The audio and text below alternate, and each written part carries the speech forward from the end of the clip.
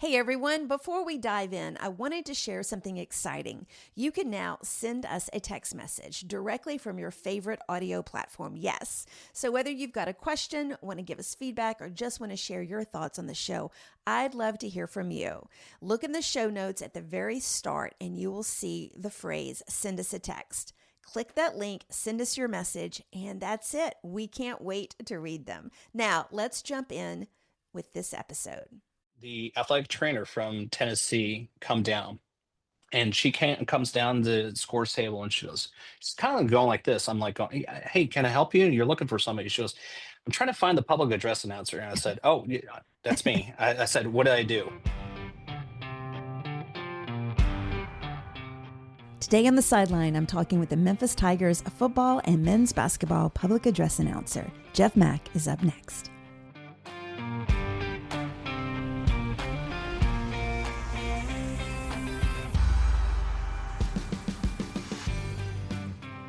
Welcome back to the Fifth Quarter Podcast. I'm your host, Sandy Adams, and this is where we dive deep into the world of sports, talking with retired athletes, current athletes, and everyone that makes the sports world great. A quick reminder, if you have not already, be sure to subscribe to the show. You can find us on Apple, Spotify, Audible, YouTube, and wherever you listen to podcasts. And hey, if you love what you hear or watch, take a screenshot of your favorite episode and share it on Instagram stories. Be sure to tag us at 5THQRT Podcast so more folks can discover these stories.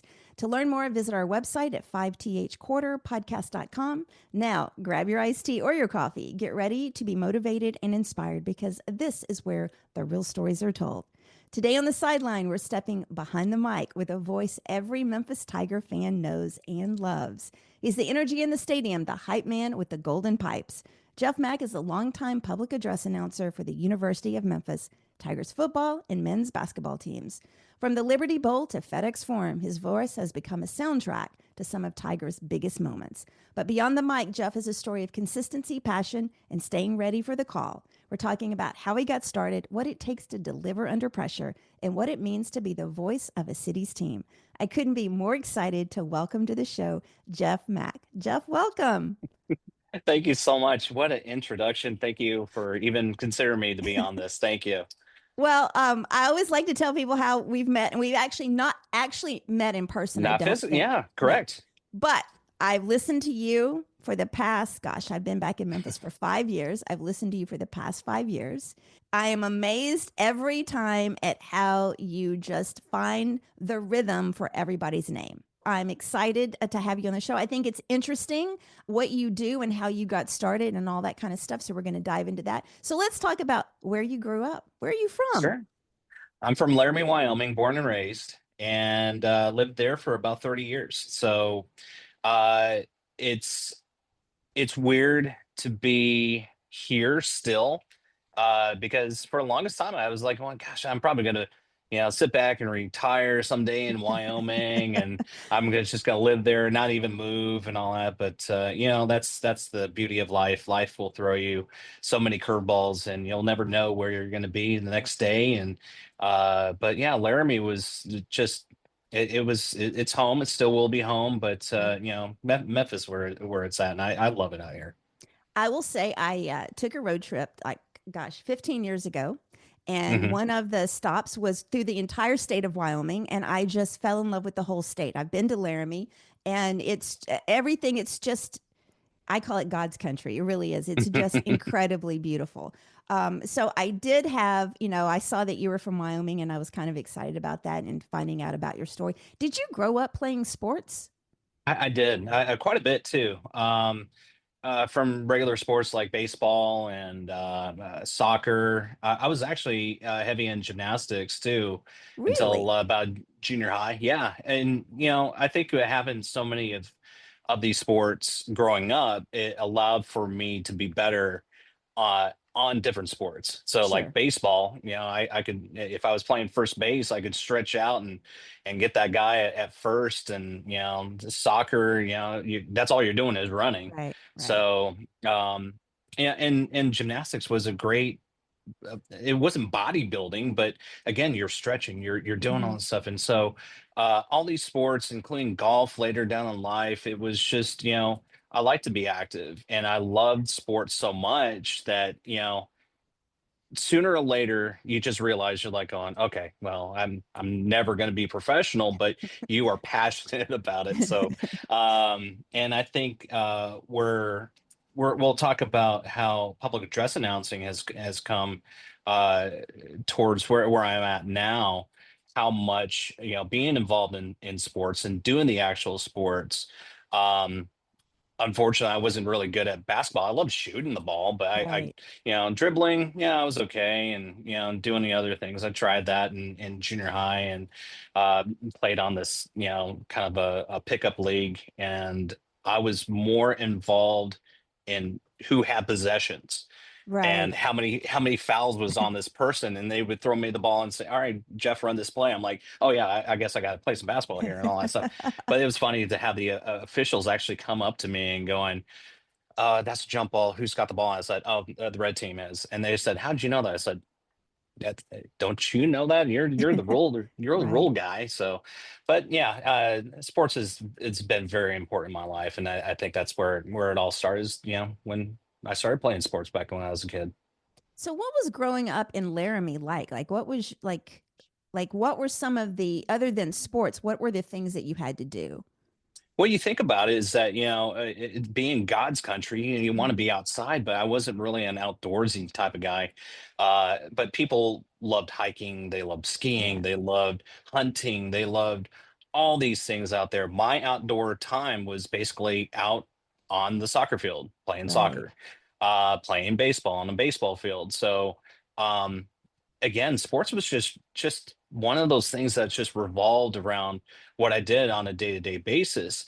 But don't get me wrong, I mean, living in Laramie was just you just don't even realize how much is out there Yeah. until you move, but how much is the serene beauty of Wyoming in a whole. And as you go, to the Tetons and see how Yes. big those mountains are. You can go to Yellowstone, to one of the greatest national parks ever. Go to Old Faithful. There's so many things in Wyoming.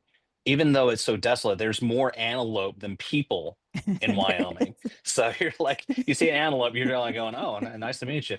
But it it was it was really cool, and especially being moved away from Wyoming. You soon realize, how you miss the blue Yeah. skies. How Yeah. do I miss the wind? No, no, God, Yeah.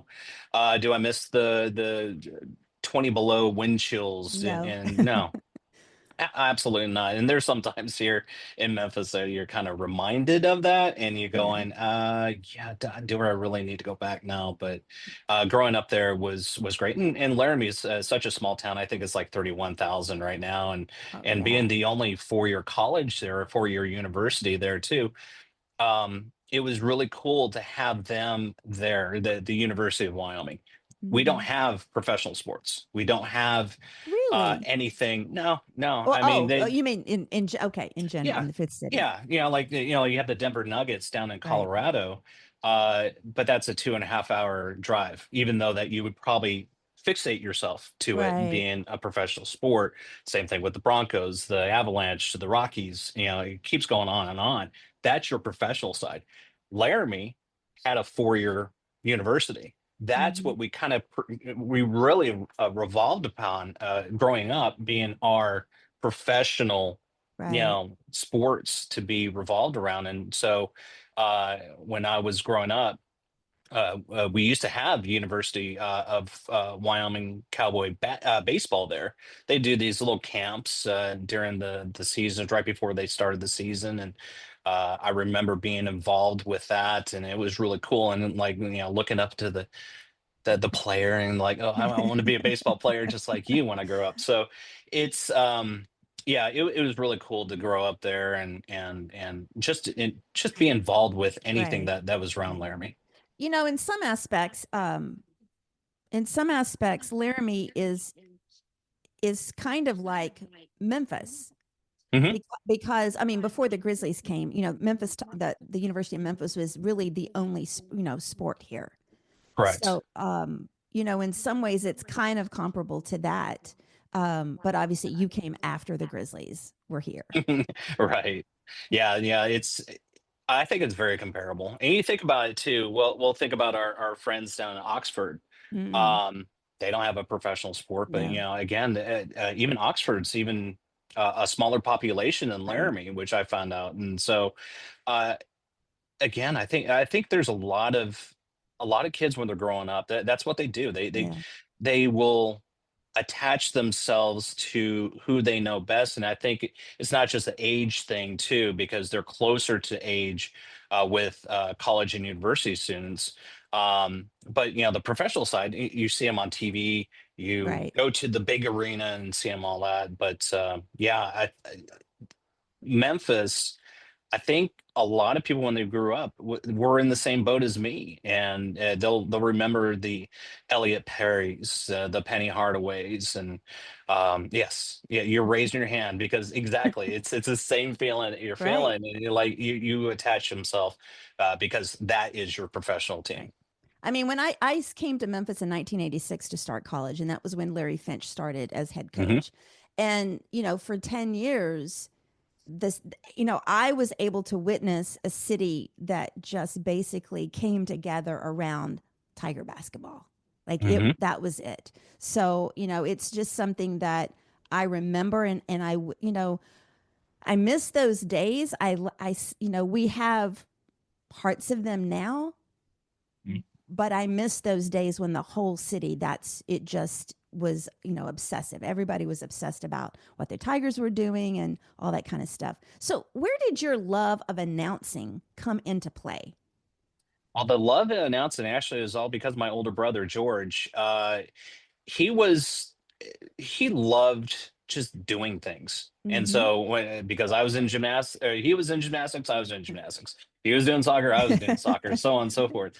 And so we're 6 years apart. So when he was in high school, I think it was his senior year where he decided to go to the athletic director and say, "Hey, I want to do the announcing. Can I do that for the basketball team?" And of course they didn't hesitate. They said, "Yes, you can do it." And I didn't even question it. I was like, "Oh no, that's kind of cool. That's kind of cool that you did it."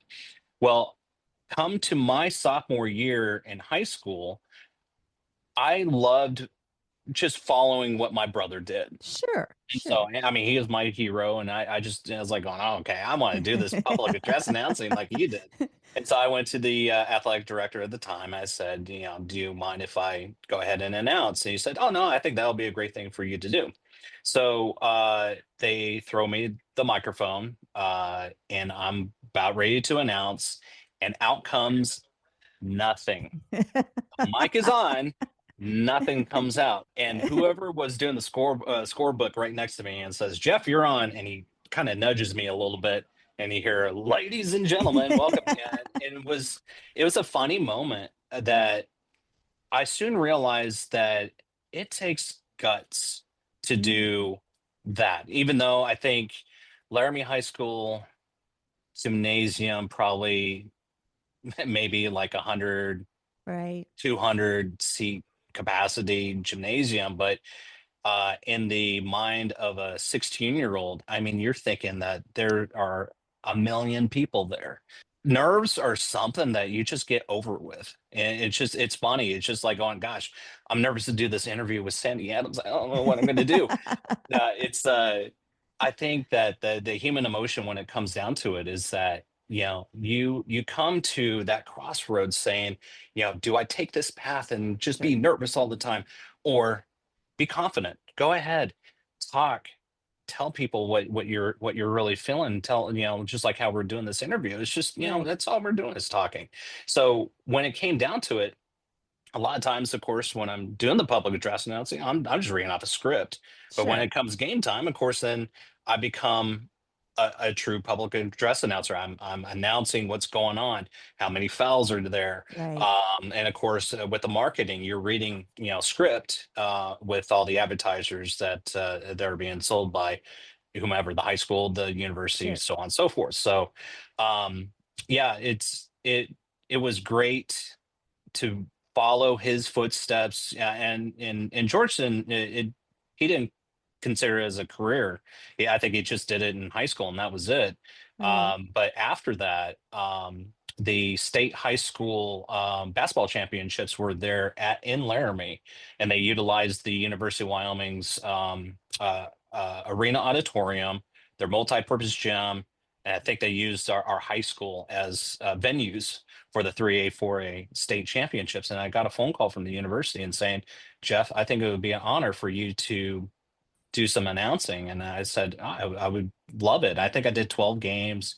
We Oh. have actually one of the other venues was our old field house where they did like indoor football Hmm. practicing, but that it was actually where the Cowboys used to play basketball. And so it was fun to announce there. Then I think I did the state title game for 3A, and I did it in the arena auditorium, which is the biggest, uh, I guess, venue Right. in the state with 15,000 seats. So it was a great introduction into going into the University of Wyoming, which they did offer me uh, women's soccer, Right. women's volleyball, and women's uh, basketball. Sorry, I just had to think about all three of That's them. But okay.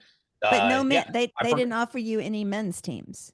didn't offer men's because they already had men's Oh, okay. announcers, Right. and Right. so and that later down the road it started turning. So and I started doing other sports as well.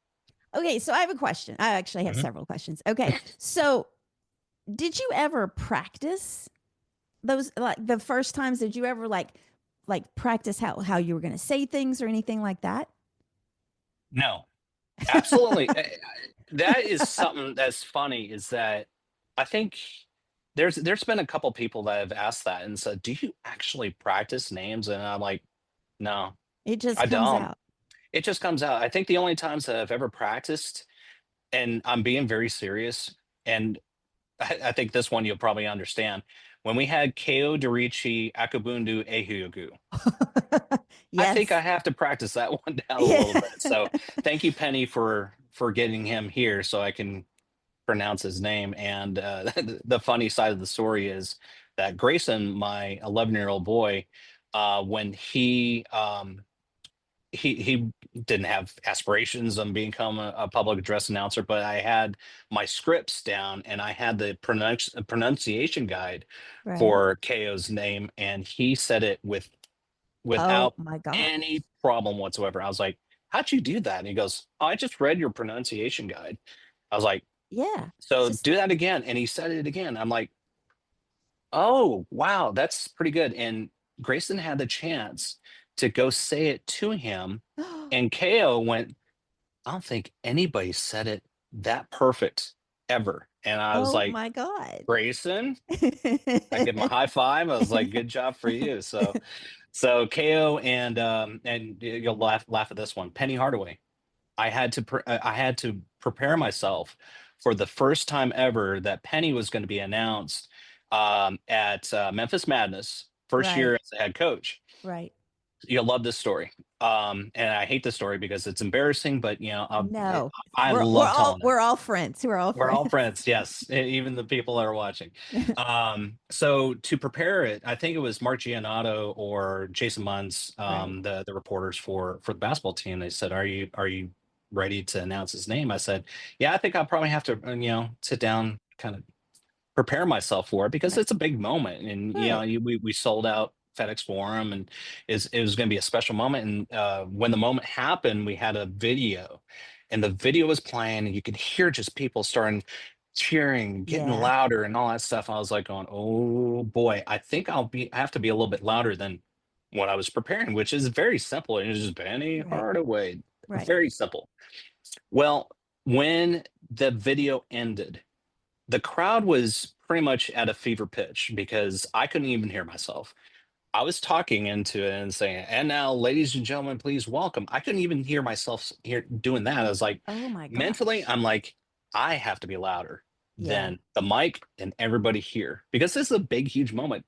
So I get to the point of to his name as ladies and gentlemen, and now your head coach for your University of Memphis Tigers. Please welcome the penny was perfect. Penny. When I got to Hardaway, I started noticing something right here just Oh. starting to crack.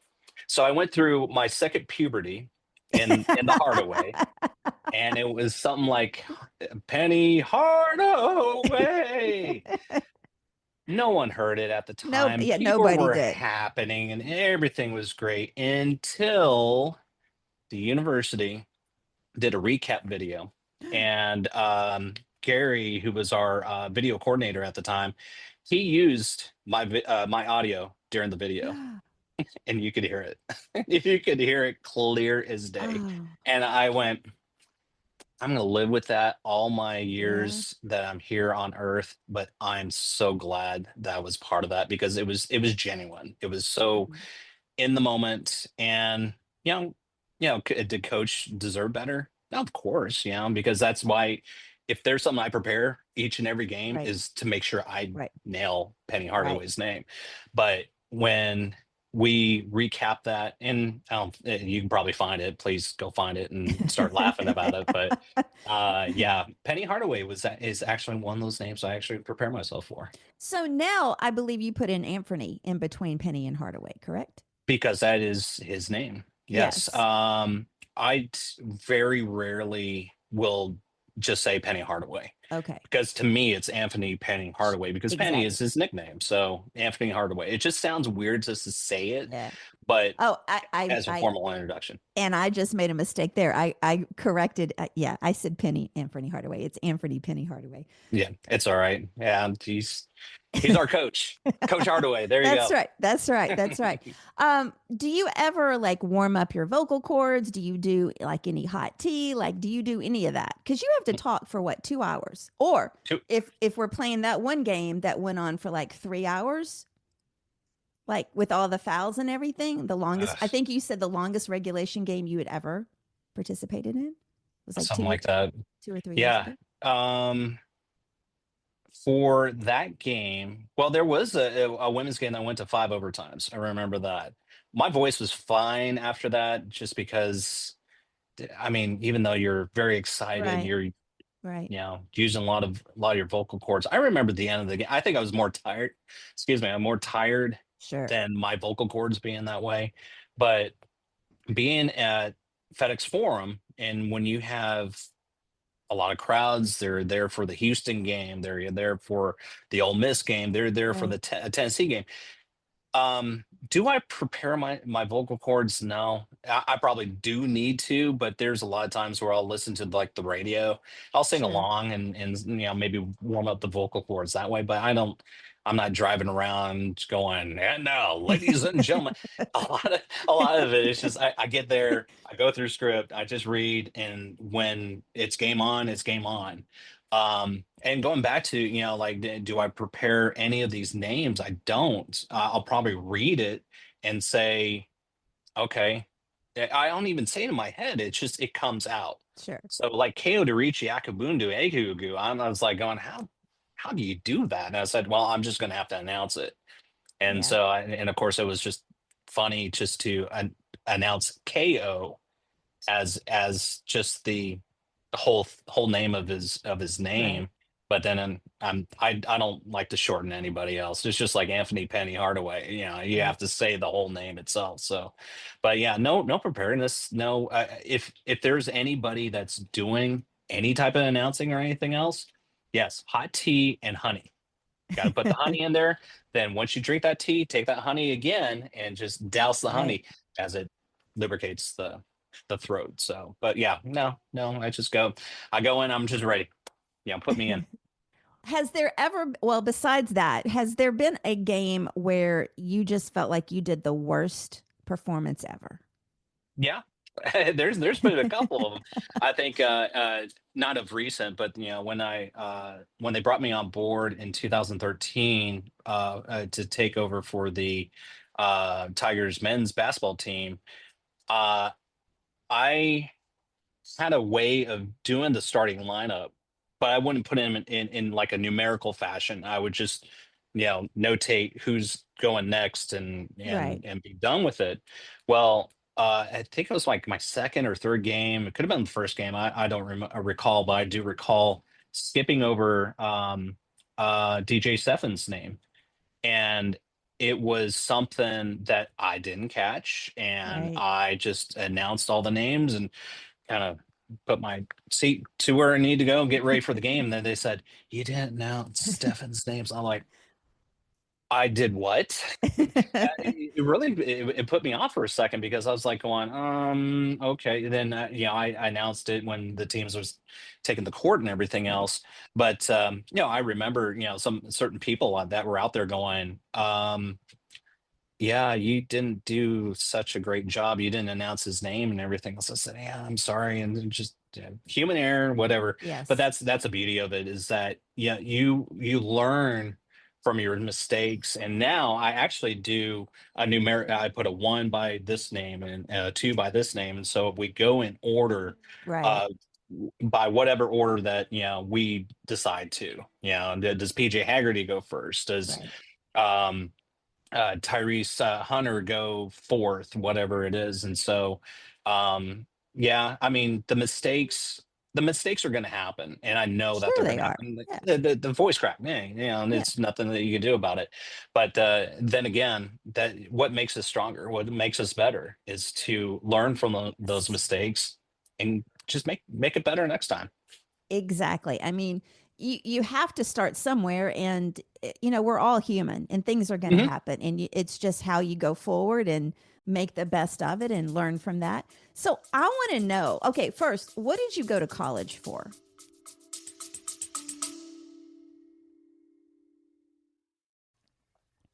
All right, before we get into the next topic, I want to take a quick moment to tell you about something that can really help you level up your personal brand.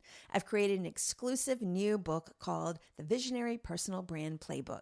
It's perfect for those of you who have big goals but aren't exactly sure how to make your brand stand out, or for that matter, where to even start.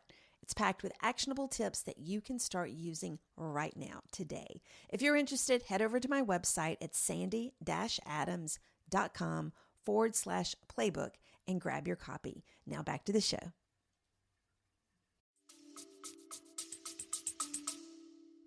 I went to the University of Wyoming for communications. Okay. I wanted to see whether or not I was good for radio and TV, and it was a pretty broad scale that freshman year, going to the University of Wyoming and doing so. I did okay, but then I soon realized two things: I wasn't ready for radio or TV, and two, I don't think I was ready for college or university time. I actually, after my first year at the University of Wyoming, I left just because I was like going, gosh, I'm not ready for school. I did all this Right. junior high, high school. I graduated. I was done, and everybody was doing college or Yeah. going to a university. And soon realized it's like, oh, this is a waste of money. And I actually went into radio at a AM station, and this correlated into the last year of the University of Wyoming's cowboy baseball, and they needed somebody to do the color commentary Mm-hmm. during that season. So I got a phone call from my buddy Jake at the time, and he said, "I think you'll be a great color announcer for that." And I said, "Okay." I'll give it a shot. I Sure. never done it, and so that was my introduction into radio and doing color commentating for baseball. Then turn into doing oldies at that same station. Then I ended up being in an FM station doing radio, and which is funny is that I have a PA voice, but I had a knack of changing my voice into um, all hits all the time, mix 105.5 FM. And it was funny that I could That's so change it. cool. I know I don't know. It's just one of those weird knacks that I had. And uh, I think taking that year off of college and university, and I even went back to a junior college in Laramie. Um, I gained more experience, Yeah. hands-on Yeah. with being in radio, doing the public address announcing at the university. Um, shoot, I had probably like five different jobs when I got out of high school, just because I learned two things: I needed money, Yeah. and two, I need experience. So might as well go into a job that you can, low level job, Hmm. but still learn things within said job. And be in the restaurant business, you be a host. You're greeting people, and so you're Sure. being personable, just like how we are being personal right now. And that has a little bit to do with public address announcing. Is that you want to be personal to the crowd, and Right. the crowd is there to, and not just to listen to you, but you're supposed to be informative as well.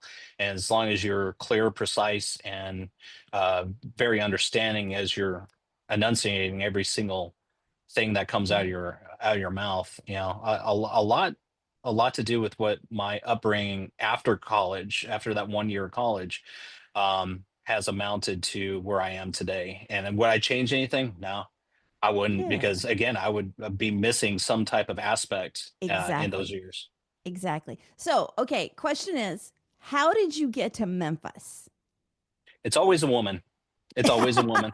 I think that's a country song It, somewhere. it is a country song somewhere. If not, Sandy and I will start formulating the song.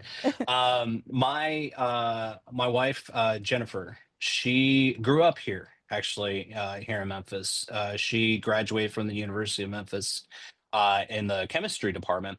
Oh. And one of her professors was he graduated from the University of Wyoming and said, "Hey, you need to get a PhD. Go to the University of Wyoming. That's where I got mine."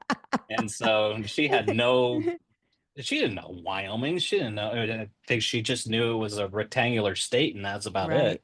But she ended up there. And but at the time, I actually took a year sabbatical from the University of Wyoming, and I worked at a Ashley Furniture Home Store.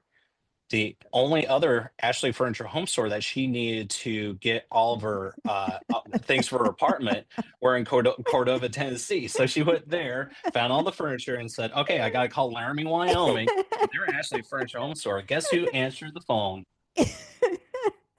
I I love answered the this. phone, and that's how we met. So she went there, I think, from 2006 through 8. She only got her master's, and yeah, there's only so much cold and snow that a Yes, Southern girl can handle. I will So agree with that. she got her master's and said, "If you want to continue this little relationship that we have, you better find your way down here." So Did she do the head thing like you just did? no, but I think I just do it for the dramatic effect. I And just it's a good dramatic effect. Yeah, no, she definitely didn't do the head thing, but it felt like it to me. But yeah, I think I took one more year at the University of Wyoming. I actually went back to the University of Wyoming just to get one more year of announcing, and to help out their marketing team. But that's when I had to do like this year long say goodbye to Wyoming, because I'm Right. Memphis bound, and I probably won't come back. So,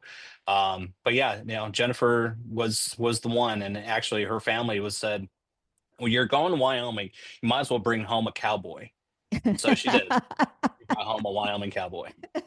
Okay, so what was that first year in Memphis? Like, what year did you move here? '09. Okay, oh So nine. June of '09. Actually, I started working at a AT&T mobility store in Cordova, and Okay. had no connection with the University of Memphis at the time. This is also where University of Memphis actually had a job hiring freeze.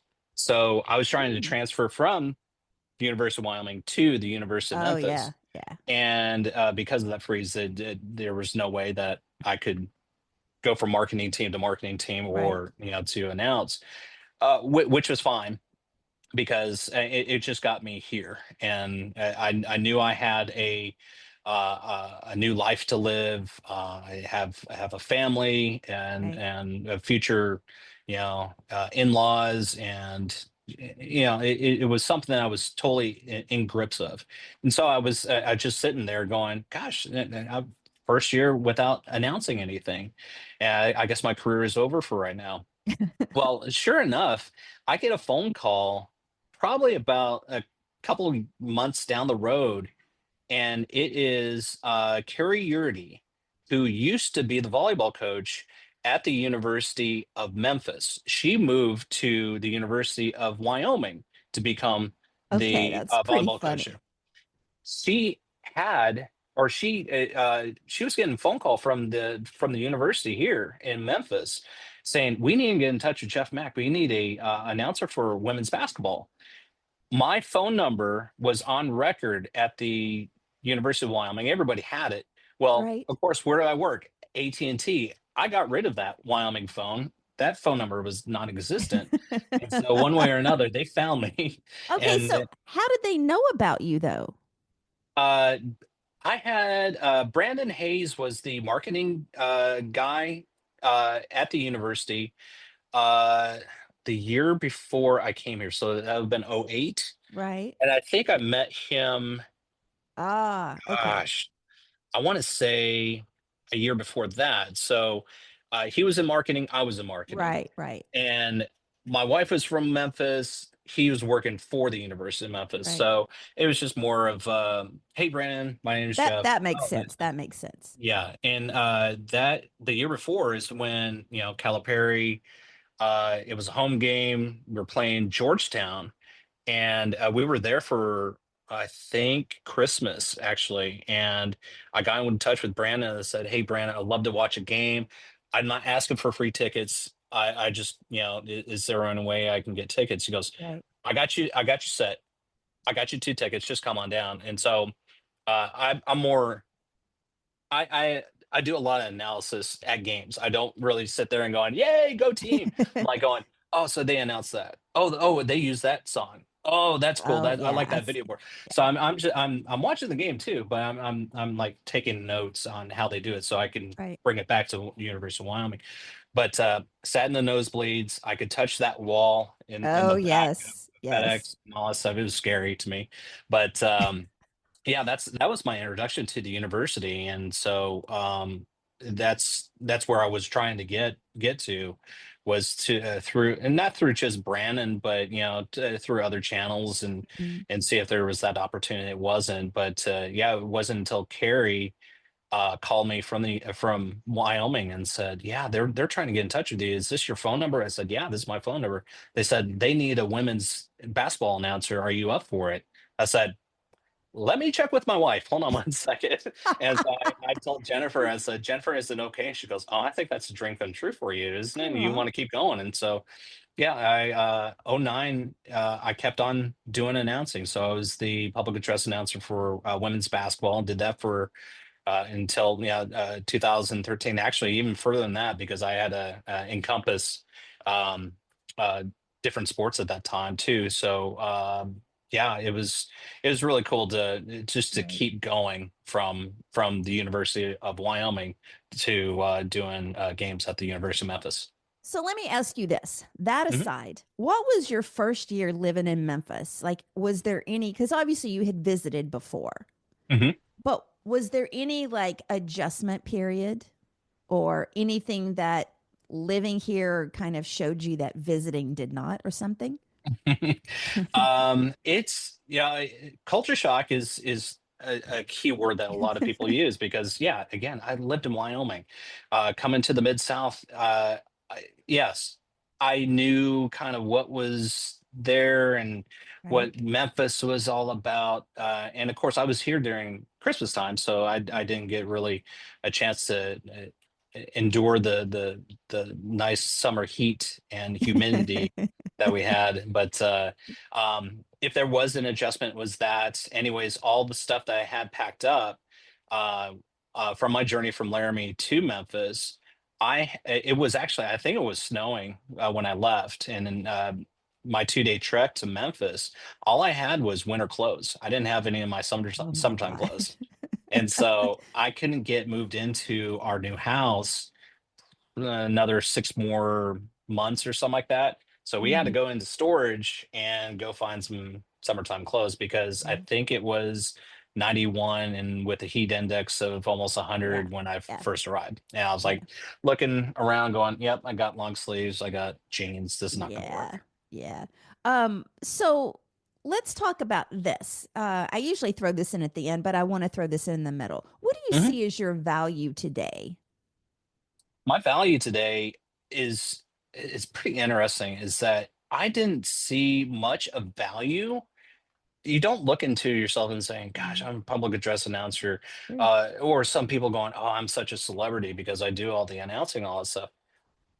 Sometimes you have to evaluate what is truly your value, and my value was that it is a blessing that I do that Mhm. announcing because, again, what I bring to the university, you soon realize is that that you are the value of their voice. You Sure. are announcing their games, but it's also it's like right now is that they're needing help with announcing baseball games. And Right. so that increases your value because you're also considered for that. Even the tennis, they had the conference championships I there, was and there. you were there. Yeah. Good.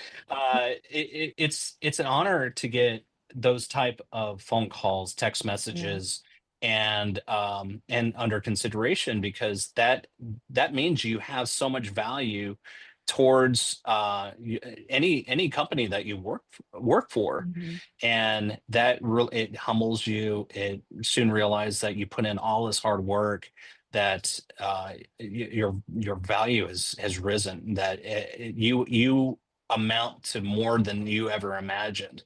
And Sure. so to build that, it's just because of my upbringing. It's my parents supporting me, my brother being supportive of doing what I was doing, and you just want to do well, and Sure. you strive for it. And so I think for my value, especially here in Memphis, yeah, I mean I consider it pretty high, even though I don't consider it as high. I just I just love what I do. And we love what you do too. So this past season, this earlier this year, two occasions, your Mhm. son and your daughter separately announced the starters at the men's basketball game. Right. So your son, Grayson, correct? Hmm. He announced for take your I forgot what the occasion was. That was Kids Day. kids It was kids Kids Day. day. Yeah, Kids day. Kids Day. Okay, so how old was he when he did that? He was 10. 10. Well, Okay. if you rewind it, he did it last year, so he would have been 9, but this year Oh, it was okay. 10. So My mind can't go back that far. Okay. Okay, so obviously he's had a year to work on it, but Mhm. did he prep at anything at all? Did he prep? Yes. He Oh did. yeah. Okay. Okay. Yeah, I think as kids, and especially being in that position, just like what we just talked about, is that Hmm. yeah, you grab the microphone for the first time, you're going to announce for the first time, and you're just scared. You're Yeah. very scared, and I don't want anybody to be in that position, let alone my kids to do the Sure. announcing. Sure. Sure. So, was there preparedness? Yes. Was Yeah. there a talk? Yes. But very simple talk because again, you gotta think like a child, is that you don't want to overcomplicate it. You don't want Sure. to, yeah, just put a lot of stuff into it. So it was very simple with both Grace and Lydia, is that this is how it is. And actually, I replicated it. We turn off the lights in a room. I had a flashlight, and we had the script right there. I said, all you're doing is reading this. Very Right. simple. And so I would put Eye of the Tiger on my phone and blast it. And I let them announce it however they want to announce it. I said, don't replicate what I do. If you do, great, that's awesome. Right. Right. But I want you to announce it however you want. So yeah, there was a little bit of hand holding. There was a little bit of pep talking. Uh, but Grayson, for whatever reason, he's got a knack. You can put a piece of paper in front of him. He'll actually memorize it. Right. He loves reading. So for him, I think he listens, reads well, and he he's amazing. I mean, I'm just amazed every single day that he does things. But when he was all said and done with announcing this year, you could just tell that it meant a lot to him, and he did well. He listened well, and he made me very very happy, made me proud. Well, he made all of us proud. He did a fabulous job. Were you nervous when it was going on? No, No. with him, no. We'll go to Lydia. I think I was more nervous for Lydia. Just Okay. she's I 7. will say I was a little nervous too. Like I think I knew beforehand because she did it for the Girls in Sports Week. Hmm. Correct. Um, I think I was nervous because like everybody around me, we were like three rows from the floor. So all of us around Hmm. us, we were like we were like holding like our hands like as she was saying everything. But she did a fabulous job also. Like I was amazed. And how old was she when she did that? She was See, 6 when she did I that couldn't one. even imagine doing that. Yeah. Yeah, I don't know if she was 6 or 7. I think she just turned 7, but still, I mean, 6, 7. We're still Yeah. talking about a Yeah. young child Yes. doing this, and so again, Grayson didn't really have to worry about Lydia. Yes, because again, you're dealing with a younger girl doing Sure. this. Sure. But if there was anything that was, yeah, not just hopeful, it's just inspiring, is that she goes, I want to do this. And so this is Wow. how it happened, is that Grayson got to do his.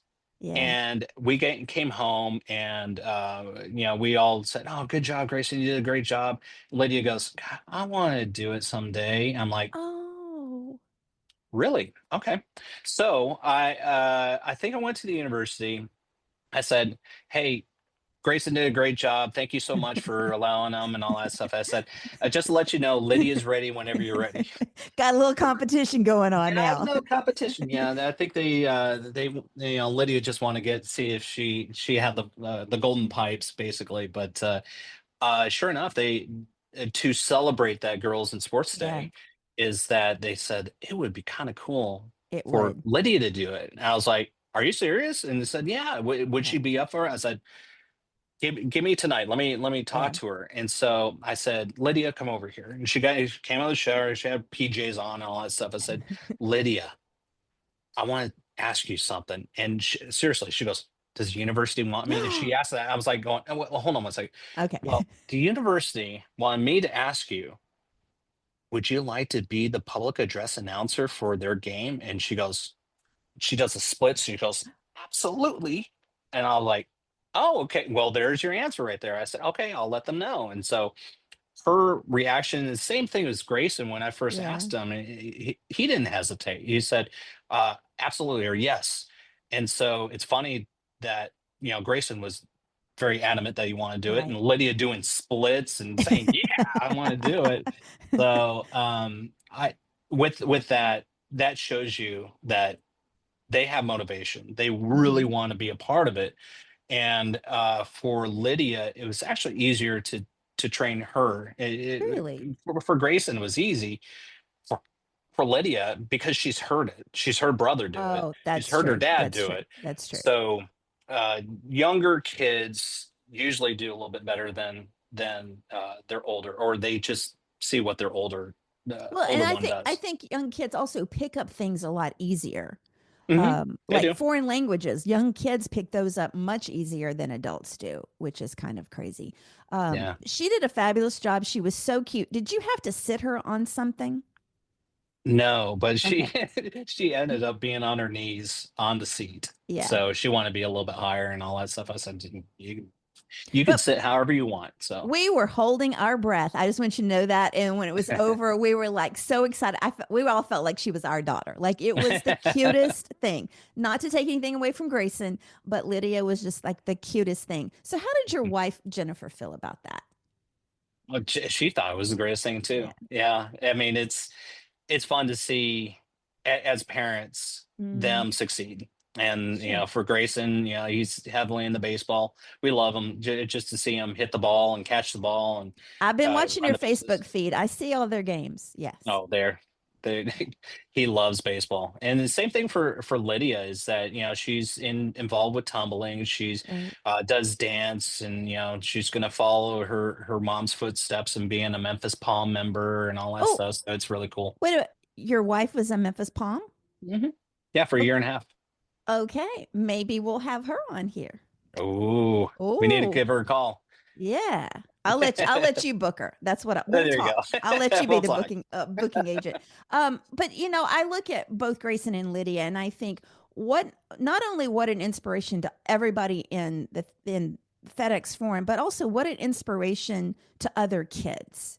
Hmm. And the university to because it could have gone all bad. I mean, it could have. Sure. You Yeah. get a kid out there. I don't care how prepared and you see all those people and you can freeze up, but an inspiration to other kids about things that you can do if you just put your mind to it and get in a situation. And I love to say Memphis is the biggest small town ever. Like the fact that 100%. so many people can get to know each other through sports, especially Hmm. basketball and football, I think is just really amazing. Okay, so this was something we were okay. First of all, Lydia and Grayson, do you think they'll continue doing this? Obviously, if the opportunity is given to them, do they want to kind of take on this as kind of a side hustle? It wouldn't surprise me. At the other end too, it wouldn't surprise me that they don't. Yeah. It's you take we just said it. You take a kid in there and you let them do it. It is, it's monumental. It's historic. It's something that a lot of kids wouldn't even do, even though there's a lot of Mm, institutions and yeah. universities, colleges, professionals that they'll take do a kids day or do kids do the starting lineups or announce one kid Right. or a guy to the plate or whatever. Um, for Grayson and Lydia, if they want to strive, keep this going, want to learn more, please, I'll be supportive of them as long as anything's positive. If they don't, then hey, Sure. they had their chance in the limelight, and they got to announce the University of Memphis Tigers. It's I'm supported no matter which way that they go. Is if they want to do this, then yeah, I'm going to pour my heart out to them and say, this is how we take this further. This is how you Right. announce this. This is the sport. And so, um, yeah, I mean, it's up to them. And as Jennifer and I will always be supportive of them. If they want to continue this, great. If they don't, then like I said, we hang on to these memories and say, do you remember Sure. when? And just chit chat about it and have fun about it and just take from there. Okay, so quick question for anybody out there, maybe in high school or college that want to get into public address announcing. Mhm. What are some tips? Give me like 3 tips for them. Sure. Tips are basically go to a game and listen Yes, to somebody. That's how I did it. um so of course I had my brother listen to him, but growing up in Laramie, and again we talked about how close Denver was. sure. My brother and I would go to Rockies games, an occasion a Broncos game or Colorado Avalanche game. And the reason why I bring up Colorado Avalanche is that there is a very famous voice, and the name probably won't get a lot of people, but he's done the Olympics, he's done Super Bowls, he's done pretty much everything. But his name is Alan Roach.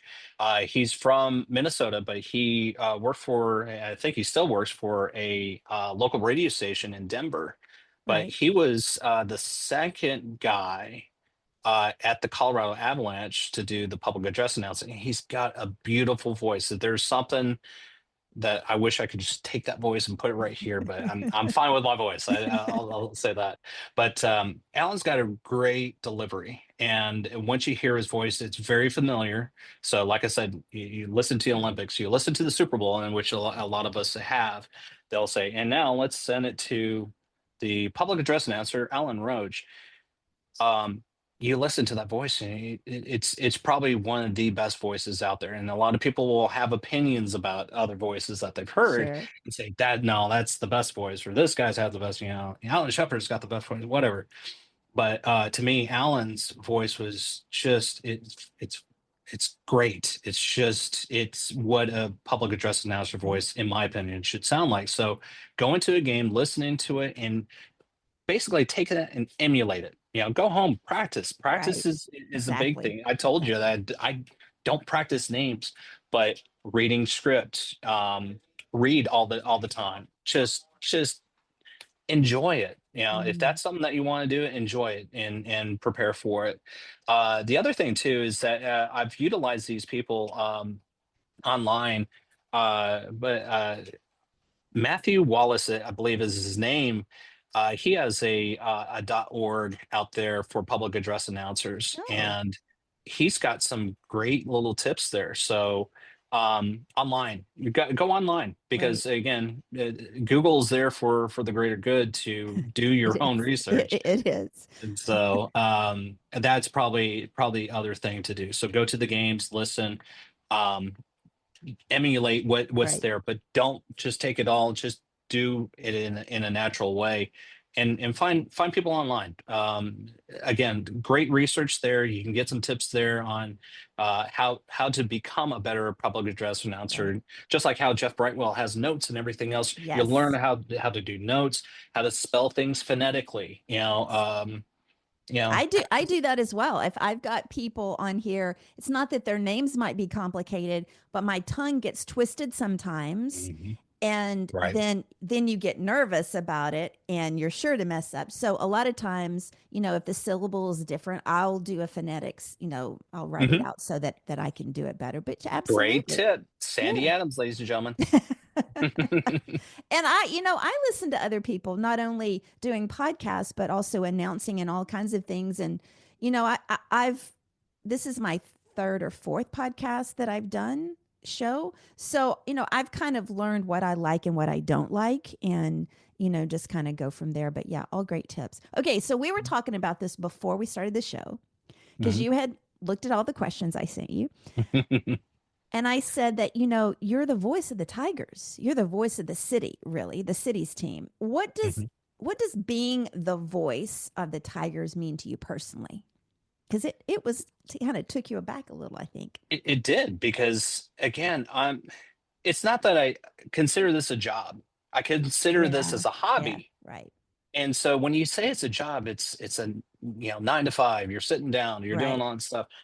Um, Jobs are what really pays the bills and makes you come home to a family and so on and so forth. And so I'm very quick to correct people on saying what I do for a public address announcing is not a job, it's a hobby. And Right. so for me being a hobby and a lot of people that do hobbies, it's not in the limelight. It's not there for you to be in the spotlight to do all that stuff. It was never something that was in my realm Right. of doing public address announcing. But when you brought that question and when I read that question, I was like going, oh wow, yeah, I guess I Yeah. am sitting there announcing in front of all these Memphians and other Right. people because of course this is their Memphis Tigers. Sure. This is the city's team. And yes, being the city's voice is that yeah, I'm the guy that you hear in the arena with all these speakers Mm. and everything else. And so yeah, there's a lot to go with that. And so when you bring up a question to something like that and to somebody you soon realize going how many people that you impact. You basically impact the whole not just Mm. the city but anybody that's traveling in and That's right. maybe come from Somerville and they love the Tigers, or they're coming from South Haven, they love the Right. Tigers.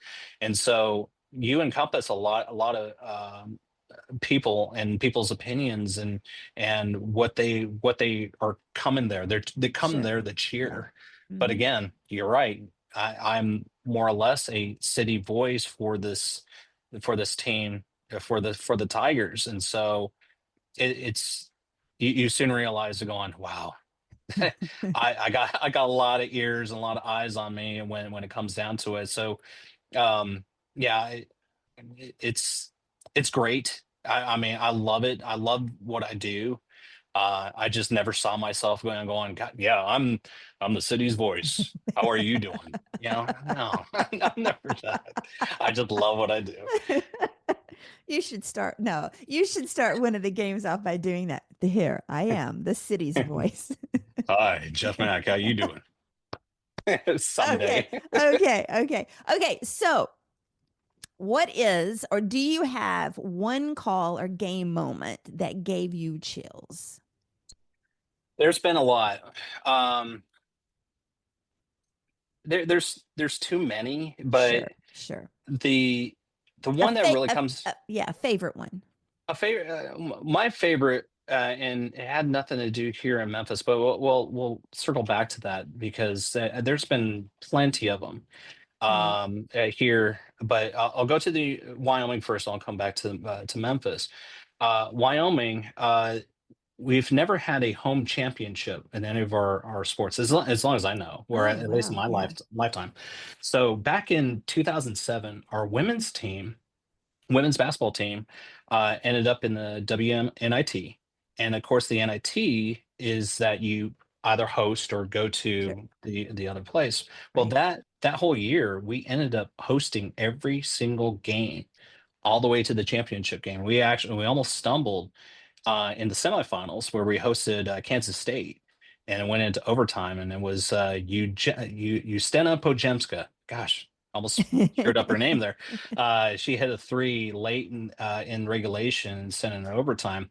But we ended up hosting Wisconsin for the title game, and we ended up blowing them out. But we had a full 15,000 fans in the stands, and um just the place was ruckus. It was just, and for women's sports too. I mean, it was, you had people that followed the men's basketball team all through how many Mhm. years that they've done, but they were traveling from as far as Jackson, Wyoming, and northern Wyoming, and in snow covered grounds, and some of the roads were closed because of how much snow was on there.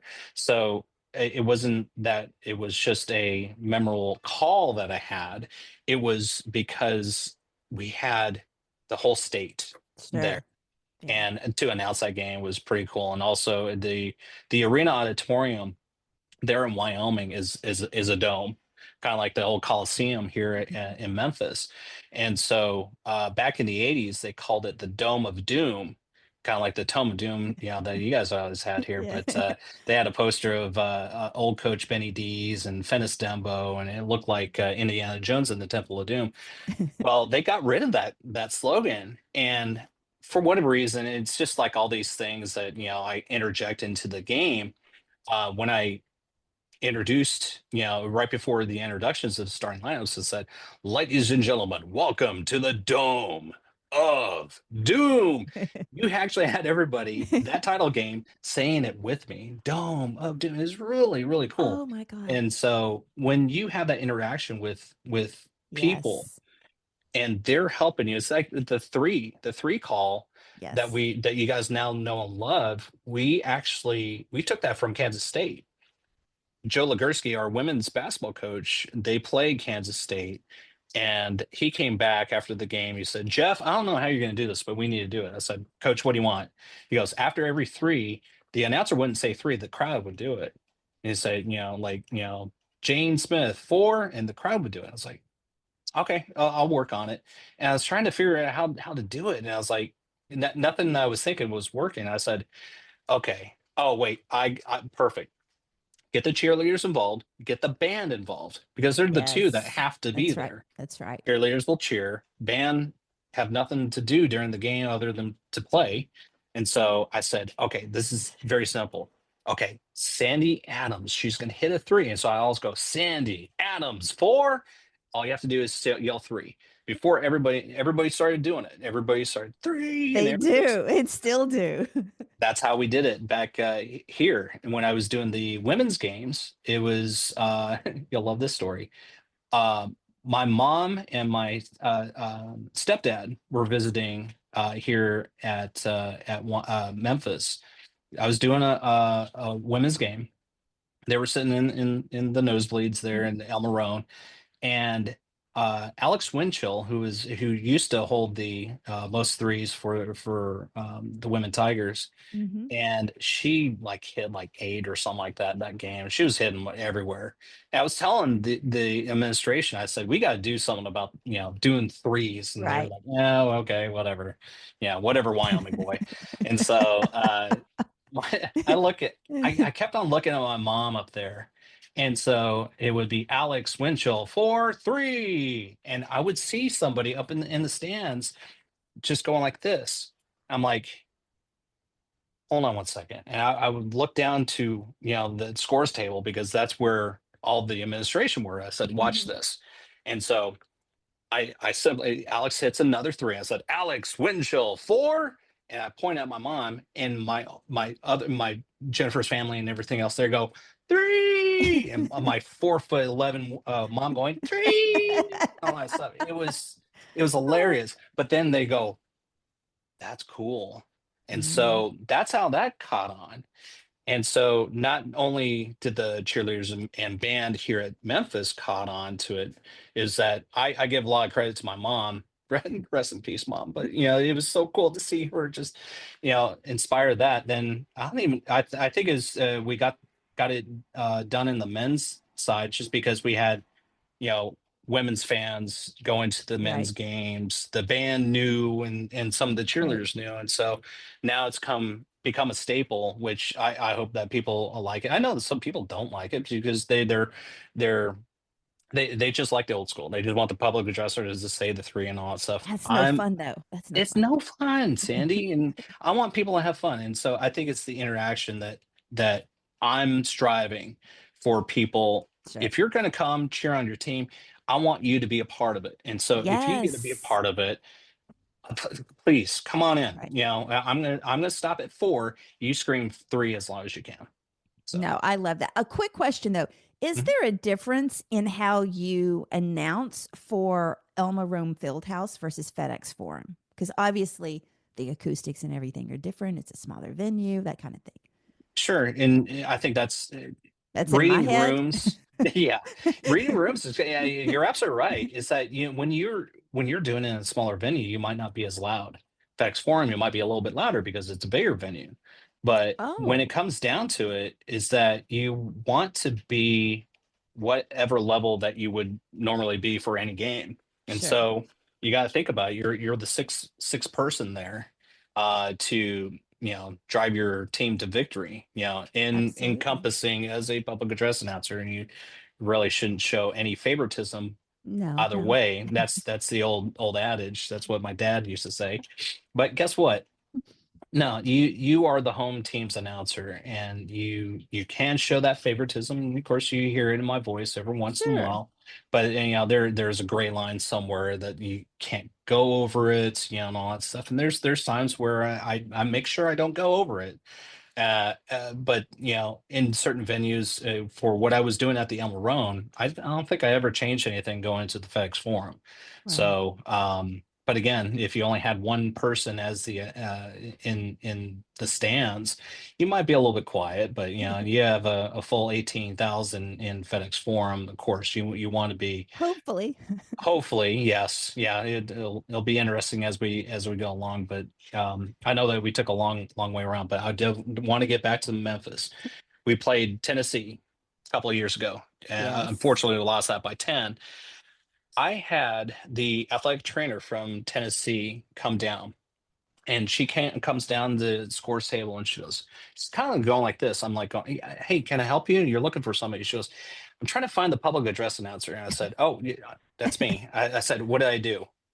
I said, what did I do? Because I'm Right. like, oh Otherwise, gosh, why would they be looking for you? why are you looking for me? That's I right. I have $100. I'll give you to you right now. What I do? And so she comes up and she goes, we've been to so many venues, and big venues, and other places where we played, but to be honest with you, you're probably the best public address announcer we've ever heard. I was like, Oh my gosh. really? And she goes, yeah, I just want to say thank you. You did so well. We lost by 10. Memphis lost. And for her to come down Sure. there and And she's just to from say that, Tennessee. Like she's she's from from Tennessee. Yeah. Mhm. Which I, Mhm. I I mean, I tell that story very, very few, and I like to tell that story now because the love hate of There is. Tennessee, There uh, is. it's a huge part of it, but that side of things is that there is there's professionalism when it comes Sure. down to everything else, and to be recognized by the opposing team, let alone the athletic trainer, because it was not just the athletic trainer, it was everybody on their Staff. whatever their chair, yeah, their Yeah. staff and everything, they were they were impressed. And And I they came and again, sought you out. Like that's another level right there to actually go and seek you out. exactly. And so if there was a Memphis story to bring upon, it I was like that. that. I like Yeah, that. I like that. Okay, rapid fire questions really quickly. Are you ready? let's go. This is a Yes, I'm new ready. new thing I've added to the show. Okay. Let Football or basketball, which is harder to announce? football, because you're further away. You're further away, Oh, and yes, you yes, have yes. binoculars going. Who's that? 35, and who's that guy? All right, first down or whatever. It's hard. I actually never thought about that. You because Jeff Brightwell on the last Hmm. episode, he talked about being up so high. So you actually are up that high too, right? Correct. Yeah, I we're guess all in the same press box. Yeah. I just didn't even think about it other than, oh, he's on the sideline like you are at the I would love basketball to be on game. the sideline, but again, yeah, you have a better vantage point up in this Sure, up in the press box or up in the suites. sure. But the hardest thing, and the hardest thing for me, it might not be hard for other football announcers because they're used to it. Yeah, But yeah, you're binocular up. You're yeah, trying to see what's going on, knowing the players, knowing all that stuff, and yeah. saying everything for that whole game. And whole games can be like 4 hours worth.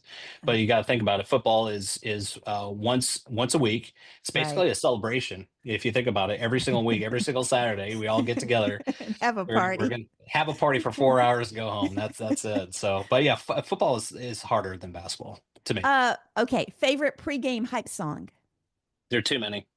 Way too many. But the easiest one that I can say is Metallica's Enter Sandman. I think that there's something with that song. You turn that up, you can probably turn it up in church and you still have people start hitting their heads and all that stuff. And God, please don't do that in church. But yeah, if there's so many songs that I've heard in the past, not just Okay. in radio, but in other venues and all that stuff. But I think other venues could use different songs Yeah. than just Enter Sandman. Sure. So you definitely hear it, but that's probably my go-to.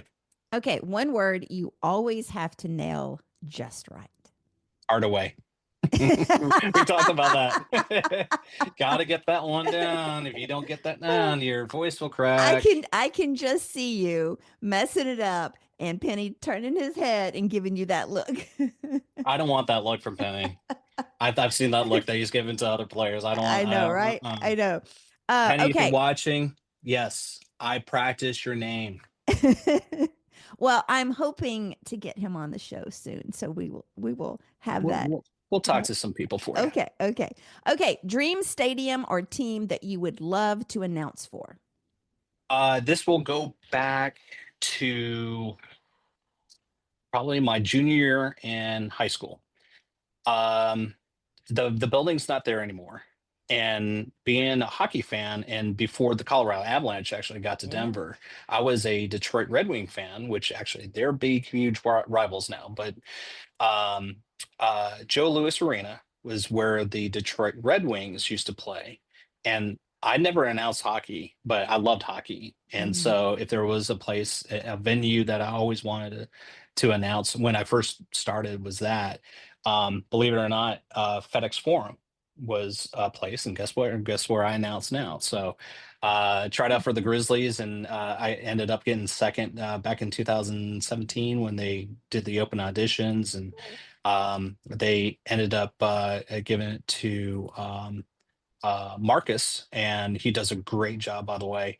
But they ended up wanted me to do the hustle, and I was like, oh Mhm. gosh, that's still a great Sure, opportunity. sure. But my loyalties to the Memphis Tigers, since they gave me my Yeah, start, I said I right. got to stick with them.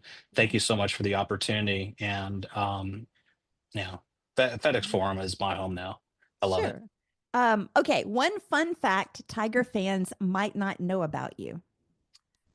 There have been a lot of things I thought about, but I think the fun part, and it's a fun part wherever I go. My birthday is July 7th, 1977. So when you put it together, it's seven, seven, Oh my seven, gosh. seven. And I was 11 minutes off of 7 o'clock. So when my mom was alive, I said, "Mom, why couldn't you hold on for another 11 minutes?" and she's from Thailand, so she had the accent and everything. She goes, "Oh, Jeffy, I can't hold on no more longer. You're too big. I had to push you out." And so, yeah, Okay, now that you've described her, I can see her even more clearly at the women's game that time, holding up or yelling out the three.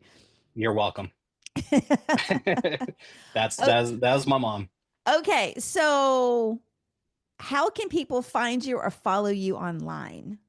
Gotcha. Probably the two best ones are on X Mhm. under Geoff Mack 7777. We're Now back I sevens now. understand why you have all those sevens. I gotcha. Mhm. Okay. I got it. And also Instagram, that one's under Mac 777717. And the 17 basically is when I first got my email.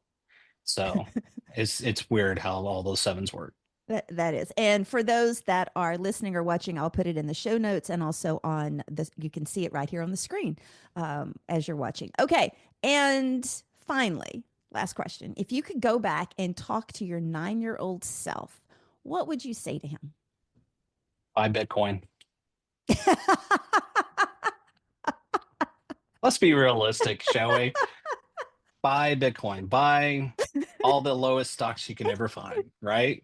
Is that Okay. what we want to tell our 9-year-old selves? Okay, Yeah. that is the funniest answer. And you're actually episode number 70. That's the funniest answer I have had. That is awesome. So much so that I've lost my notes now. Sorry to throw you off, but if there's an honest answer. There you have it. That's a wrap for today's show. Jeff, thank you so much for being on today. Well, thank you so much for having me. And like I said, it's a privilege and an honor just to be considered for this. So thank you so much, Sandy. You're welcome. Thank you all for listening, especially if you've made it all the way to this part of the show. I appreciate all of your support. Another reminder to subscribe to the show wherever you listen or watch. My mantra is like, share, and review. Follow us on social media at 5THQRT Podcast. Until next time, remember, change is our ally and it paves the way for greatness. Stay inspired. Have a great rest of the week.